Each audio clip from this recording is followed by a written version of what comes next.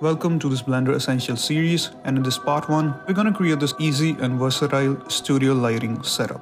We're going to look at the basics of a 3-point lighting setup and then elevate it further. We have a camera looking straight at the subject, a key light coming from left, fill light on the opposite direction, and then a rim light behind the subject. The key light is the brightest, coming from one direction.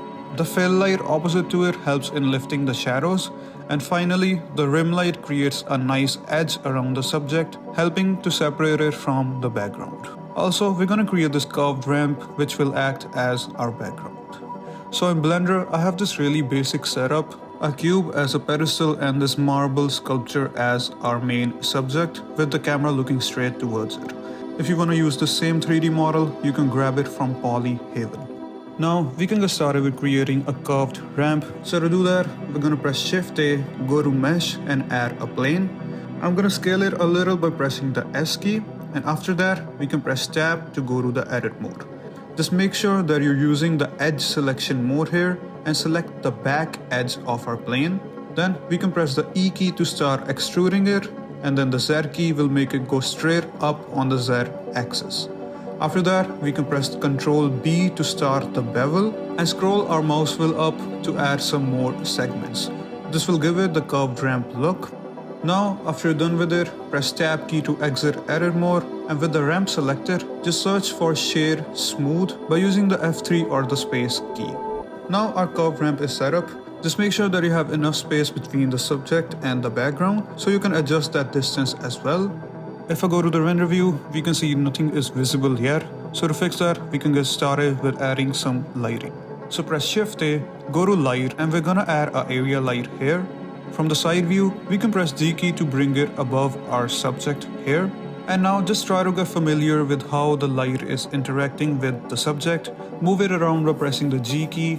Go to the light settings and try to play around with the power of the light and change its color as well.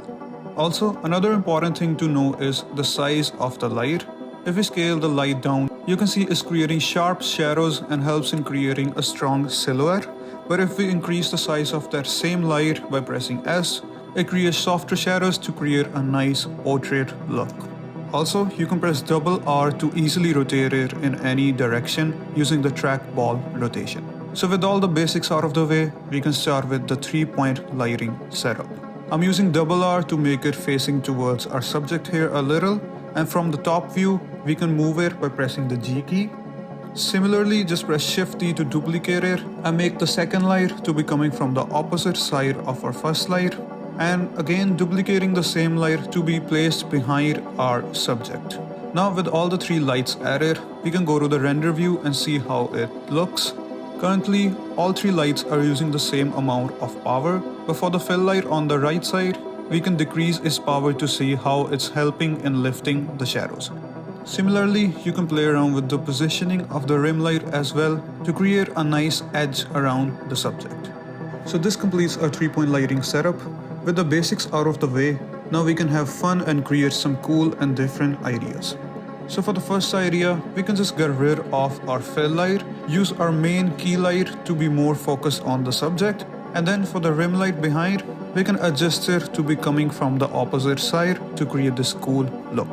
Similarly, we can duplicate our main light by pressing Shift D and have it focused towards our ramp, and it'll help us illuminate our ramp and make it much more brighter.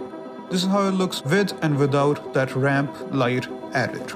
Now to create another cool look, we can delete the light in the front and just use the rim light as our main lighting to create a cool silhouette shape.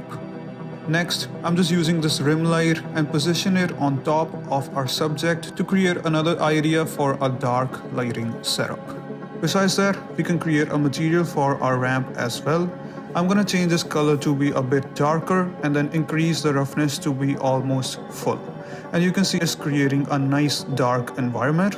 The light that we added earlier for the ramp can be used to create cool and different gradients on our background. If we increase the power of this light, you can see it's creating some nice gradients which can be controlled just from this light. So with the basics in mind, you can just have fun and create some cool and different lighting setup. And this completes our tutorial. So if you found this video helpful, please like and subscribe.